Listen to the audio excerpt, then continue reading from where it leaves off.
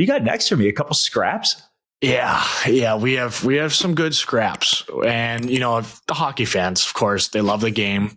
They love fights. And there are some big ones. Last year, Nason got, a big hit on Tage.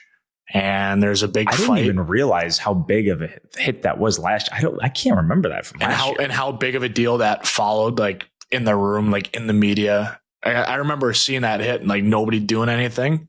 I was like, okay, that's pretty weird. He's a potential Olympian. Like he's a great player, good guy, and nobody fought. And I know they addressed it and stuff like that, but good on him. Like just, he's like, just going to take ownership and just going to put it in my own hands. And I want a piece of him. So I thought that was awesome. Realistically, I mean, he's got a lot of respect for him as like he's a hell of a player. Like he doesn't need unreal to do that. Player. Yeah. He doesn't need to be doing that, but he's a big guy and just probably said, fuck this.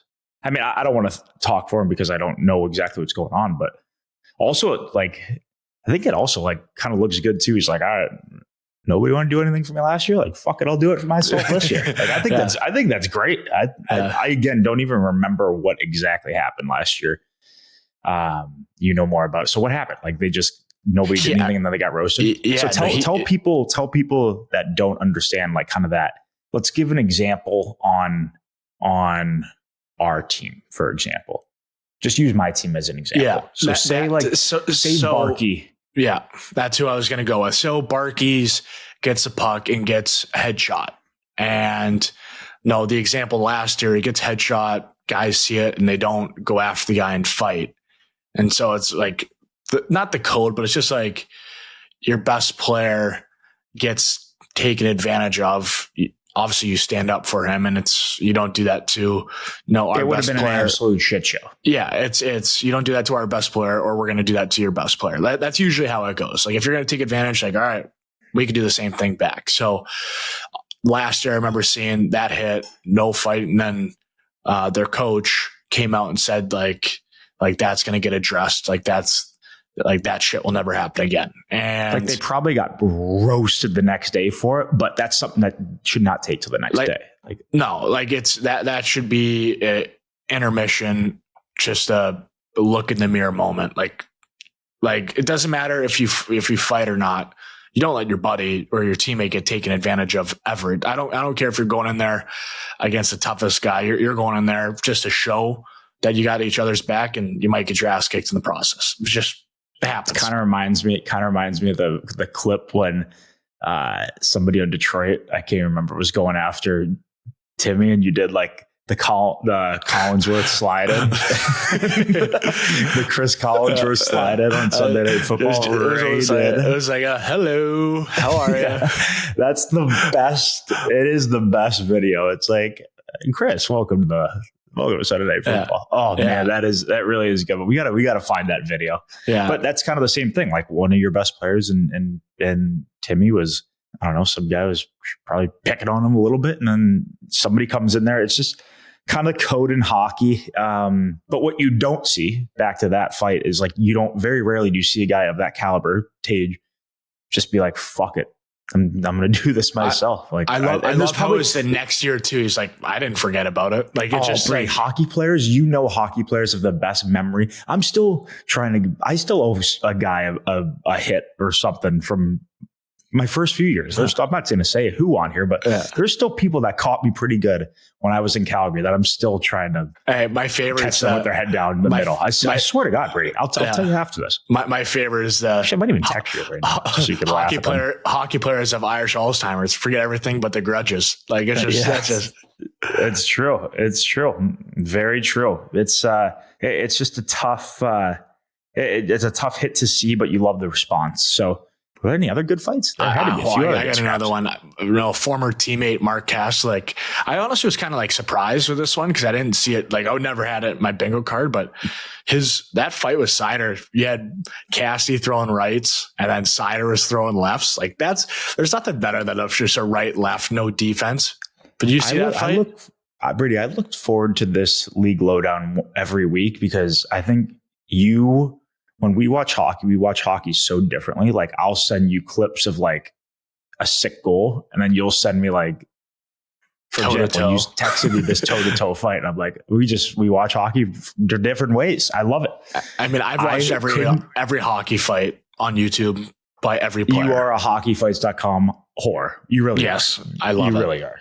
But I couldn't believe this fight. If I'm Seider, I'm not fighting him.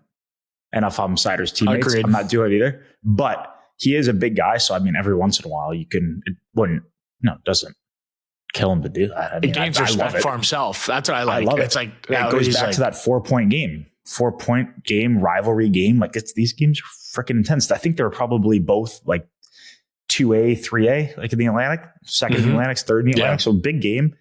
I loved it. I think he ended up playing like almost 30 minutes with the fight too. Like, he's a wagon of a player. He should be fighting all the time. But honestly, didn't know he could chuck him like that. Was he a lefty too?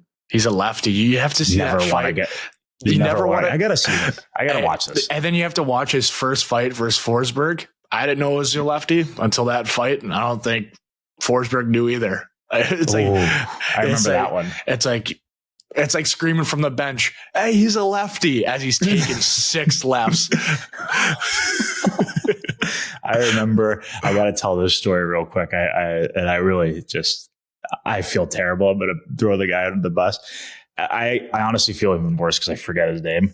But I was playing in London for my draft year, and Jack. His name is Jack. He was a great kid, such a nice kid. He was an overager, and we're playing Kingston, second game of the year. Mitch Marner, Dvorak, all these guys are on our team. They were at their NHL camps, so I'm like one of the only guys not only guys, because we had some really good young players, but we didn't have our whole team yet. So I have a really good start to the year, my first game, and then the second game, Kingston comes to town. They were a really good team. And this kid, I think his name was Verbeek. I can't remember. I got to ask Sam Bennett because he would have played with them the years before. But we're playing in London. I'm have a great start to the season. And this kid he was such a prick. Like, he kept going after me. And I think he speared me at the end of the second period. Basil McRae, our GM, comes down in between periods and goes to this kid, Jack, overager, nicest kid, bigger kid, but like not a fighter at all.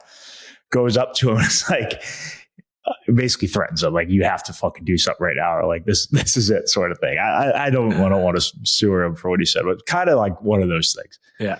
So leaves the room.